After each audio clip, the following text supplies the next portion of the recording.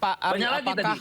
artinya Ya. begini, kalau begitu apakah boleh saya menyimpulkan hasil dari putusan ini adalah ini merupakan kelalaian dari Menteri Perdagangan Pak Tom Lembong saat menjabat sehingga negara mengalami kerugian, tapi yang mengalami keuntungan ada pihak lain, sementara untuk pribadi Pak Tom Lembong tidak mengalaminya. Jadi murni kelalaiannya. Apakah begitu artinya Pak Ari? Bukan, sama sekali bukan. Bagaimana, Jadi Pak Pak Ari? Tom itu menjalankan tugasnya sebagaimana mestinya. Oke, bagian itu ya. Bahwa pada waktu itu kita memang membutuhkan impor gula, dan menurut Pak Tom adalah yang paling efektif itu adalah GKM, ya, geological mentah. Lalu Pak Tom melakukan izin impor. Karena melibatkan pihak swasta itu dilakukan oleh menteri-menteri sebelum Pak Tom. Dan kita tidak mungkin bisa melakukan kegiatan impor gula itu kalau hanya mengandalkan pihak BUMN. Karena BUMN kita tidak mampu dan juga tidak ada dana pada saat itu. Saya tangkap. Dan itu sudah terbukti. Sudah terbukti pada waktu Pak Rahmat Gobel, ya. Di situ merugi, tidak siap stoknya. Jadi mau tidak mau melibatkan pihak swasta. Artinya itu yang tadi Pak Ari sampaikan bahwa ini akan jadi presiden buruk ketika ada kementerian berikutnya yang melakukan kebijakan untuk bisa membuat keputusan akan khawatir nanti malah dianggap seperti Pak Tom Lembong yang sekarang. Begitu ya Pak Ari ya? Betul. Sangat mudah sekali untuk mengkriminalisasi seseorang kalau tidak ada kepastian hukum dalam hal ini. Kami tangkap maksud tadi informasi lengkapnya. Pak, saya ke Profesor Suparji. Profesor Suparji, saya izin minta tolong ditanggapi. Silakan Prof. Ya, pertama bahwa putusan ini kan bisa dibanding ya, yang harapannya semakin membuat terang benderang perkara. Maka tentunya Pak Tom Lembong bersama tim penasihat hukum sangat terbuka untuk memberikan rasionalisasi untuk kemudian dijadikan memori banding untuk kemudian dapat membebaskan atau meringankan itu. Dan yang kedua bahwa kita juga sama-sama menyaksikan bahwa hakim tidak menjatuhkan hukuman uang pengganti ya. Itu kan sebagai sebuah pengakuan bahwa memang Pak Tom tidak menerima apa-apa kan gitu loh. Saya kira ini kan satu fakta yang tidak bisa dipungkiri gitu loh. Dan kemudian yang ketiga bahwa ini memang ada satu proses penerapan hukum yang cenderung normatif gitu ya. Normatif dalam arti bahwa dianggap secara formil ada peraturan yang dilanggar, kemudian ada pihak lain, pihak swasta yang kemudian melakukan impor yang akhirnya mendapatkan keuntungan atau kemudian menjadi kaya, dan berikutnya adalah bahwa dianggap terjadinya sebuah kerugian negara yang dalam hal ini kan sangat-sangat normatif sekali, yang dalam arti bahwa tidak mempertimbangkan tadi soal mens reanya gitu loh, bahwa kemudian akibat dari perbuatan yang dilakukan tadi yang sebetulnya niatnya adalah untuk kepentingan negara, tetapi kemudian ada pihak lain yang kemudian mendapatkan keuntungan, mestinya juga dipikirkan tentang motivasi atau kemudian niat dari Pak Tom tadi itu. Maka ini kan juga sangat menarik bahwa mestinya dalam proses penegakan hukum, apalagi kemudian tindak pidana korupsi tadi itu tidak sifatnya normatif semata, tetapi juga kemudian harus kontekstual gitu loh. Dalam arti bahwa penilaian tentang mens rea ini juga menjadi sangat penting gitu loh. Dan menurut saya yang keempat bahwa memang jangan sampai dalam proses pengambilan kebijakan yang sebetulnya orientasinya adalah demi kepentingan negara, itu akhirnya berdampak pada sebuah tindak pidana gitu loh.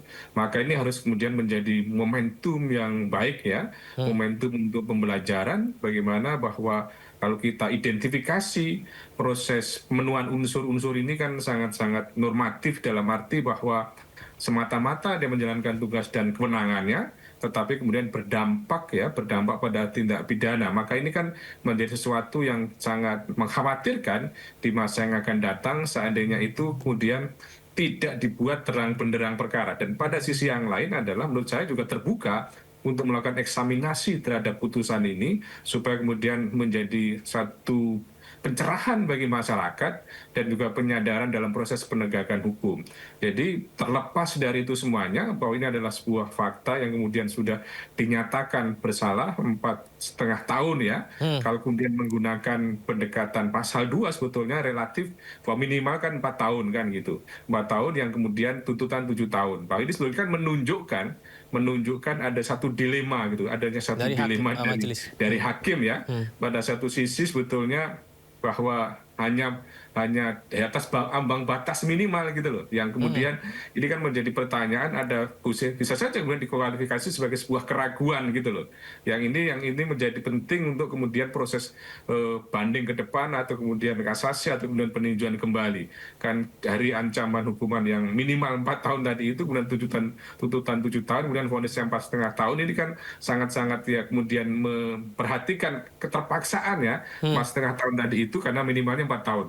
Tetapi sekali lagi bahwa terbuka sekali untuk kemudian dilakukan pengujian dan yang terpenting jangan sampai kemudian mengganggu para pejabat yang kemudian tidak berani bekerja gitu. Dikhawatirkan ke depan kalau ada proses hukum yang sebetulnya karena tindakan demi kepentingan negara yang tidak ada unsur mensreanya, terus kemudian tidak menerima apapun, kemudian dilakukan proses hukum seperti ini, menjadi orang tidak berani bekerja, itu juga harus dipertimbangkan ke depan gitu. Supaya apa? Supaya bahwa ini tadi dalam rangka mendorong kemajuan bangsa ini kan sebetulnya pejabat ya, menteri dan sebagainya didorong untuk lebih kreatif kan, lebih produktif gitu. Tetapi kalau dengan demikian ini kan bisa menjadi catatan yang mengkhawatirkan gitu loh. Itu ya. Prof, ada dua hal yang ramai dibahas oleh netizen. Tadi yang Prof Suparji dan Pak Ari sampaikan juga, niat jahat, kemudian apakah menikmati hasil korupsi atau tidak begitu.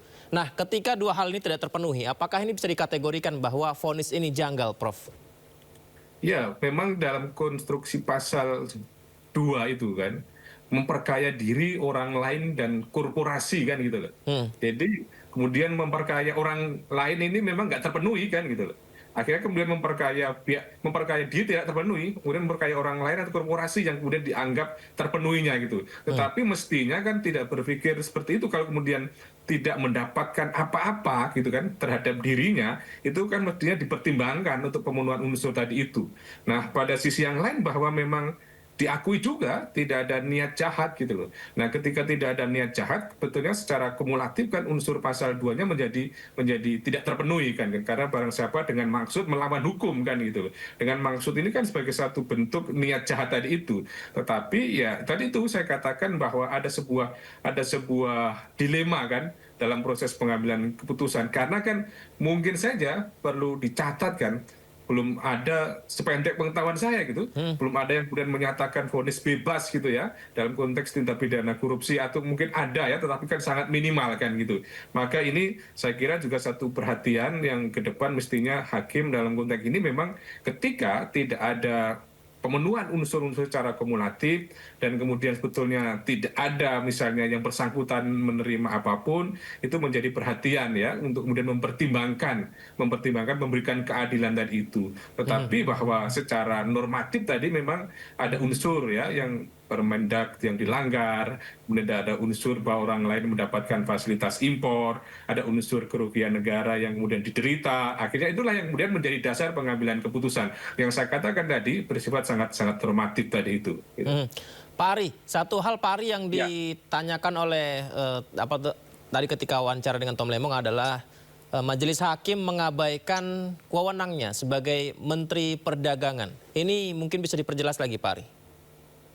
Ya, pertama saya mengapresiasi apa yang disampaikan oleh Pak Supardi tadi ya, bahwa memang sebaiknya putusan ini dilakukan eksaminasi juga selain daripada kita melakukan proses banding, supaya masyarakat bisa lebih terbuka melihat permasalahan ini. Karena dalam putusan ini membawa dampak tidak hanya kepada Tom Lembong, tapi dampak kepada siapapun pejabat yang ke depannya. Ini penting sekali karena ini tadi kaitan dengan semangat mereka dalam melaksanakan tugasnya. Bahaya sekali. Iya, nah itu tadi kaitan dengan pertanyaannya tadi ya.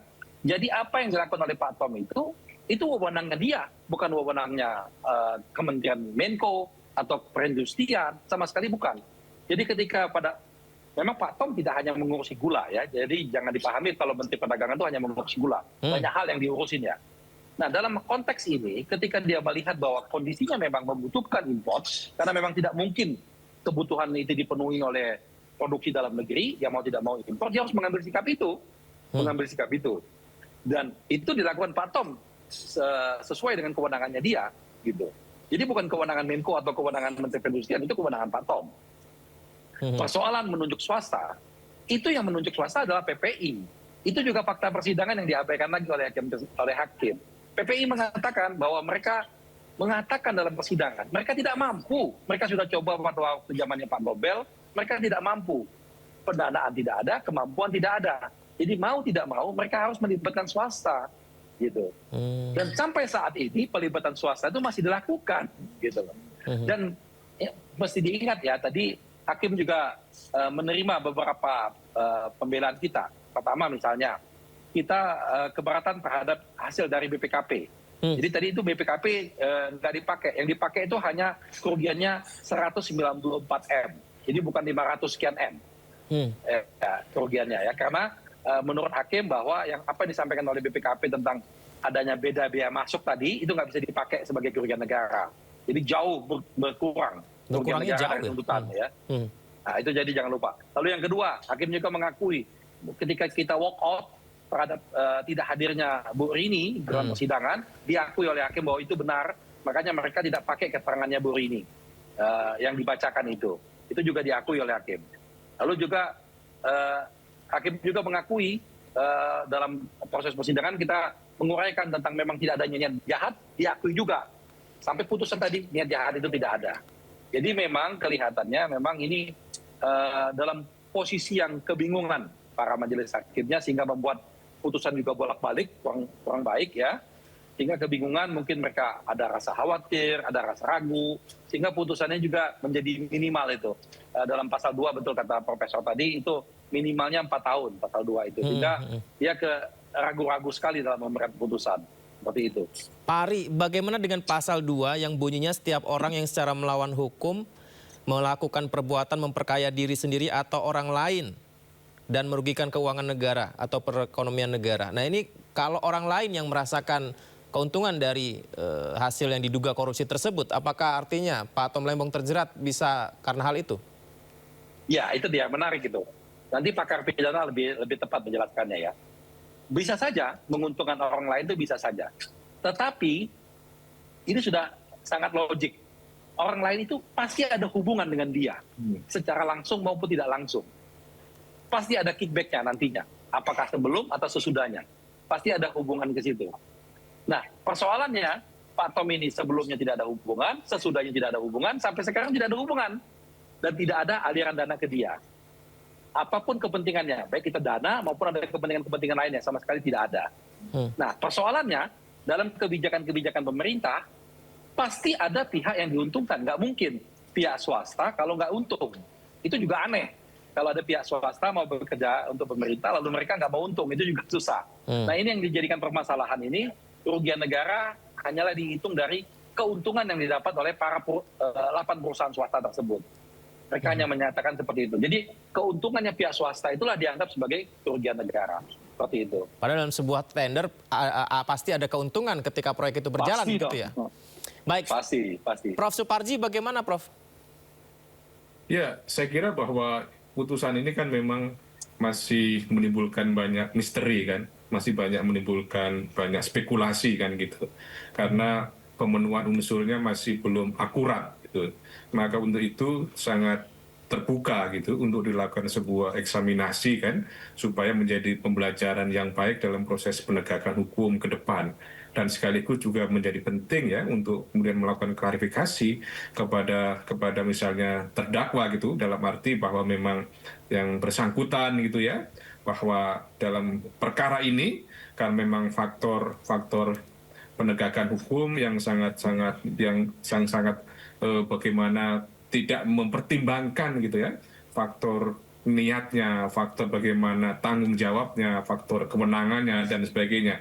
Karena juga penting jangan sampai nanti ada persepsi publik bahwa ternyata kan akhirnya dinyatakan bersalah kan. Padahal sebelumnya kan ada sebuah opini yang cukup masif bagaimana bahwa Pak Tom ini kan tidak ada unsur-unsur yang kemudian diduga melawan hukum, tetapi kok ternyata dianggap bersalah oleh pengadilan meskipun belum inkrah. Maka tetap saja kemudian tidak berhenti perjuangan itu untuk melakukan edukasi kepada publik melalui forum eksaminasi, misalnya dunia akademis ya, supaya pada akhirnya masyarakat menjadi terang dan juga akan sangat berkontribusi supaya nanti ke depan itu ya proses penegakan hukum itu lebih hati-hati ya, lebih cermat, dan juga tidak menjadikan para pejabat negara itu takut untuk bekerja atau takut untuk mengambil sebuah kebijakan gitu loh. Karena ini juga penting juga untuk penyempurnaan misalnya norma tentang undang-undang tindak pidana korupsi, khususnya pasal 2 tadi itu yang dikatakan Pak Ari tadi itu, jangan sampai bahwa orang tidak mendapatkan apa-apa kemudian harus diminta pertanggungjawaban, sementara orang lain kan yang itu sebagai sebuah keniscayaan karena melakukan suatu usaha mendapatkan sebuah keuntungan gitu loh. Apa yang jadi persoalan kan sebetulnya apakah menjadi sebuah pelanggaran hukum ketika memang swasta tadi itu melakukan impor kan gitu, impor tadi itu yang kemudian dianggap kemudian unsur melawan hukumnya. Jadi semuanya supaya lebih clear kan dan lebih mudah kan akhirnya untuk menguji tentang putusan baik pertimbangan maupun vonisnya dari itu.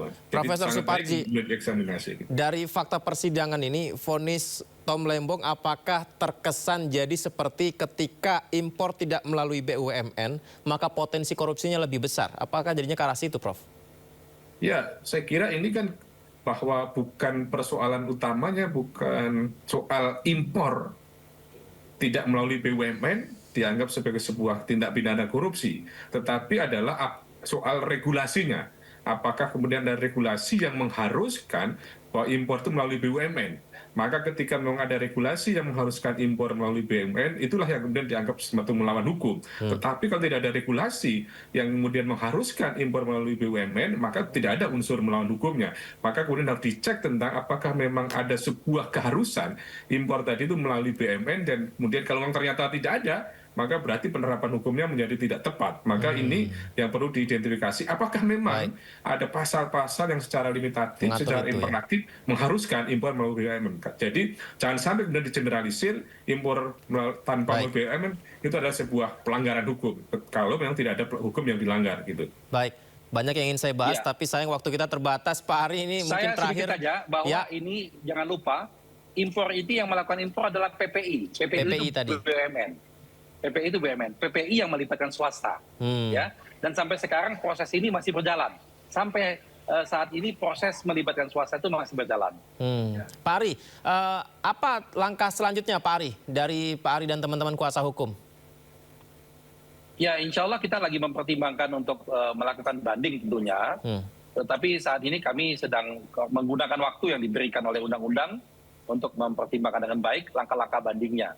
Memang semua pihak pada kecewa dengan pemandangan hakim yang seperti itu, semua pada kecewa karena tidak memiliki dasar yang kuat dalam pemberian putusan.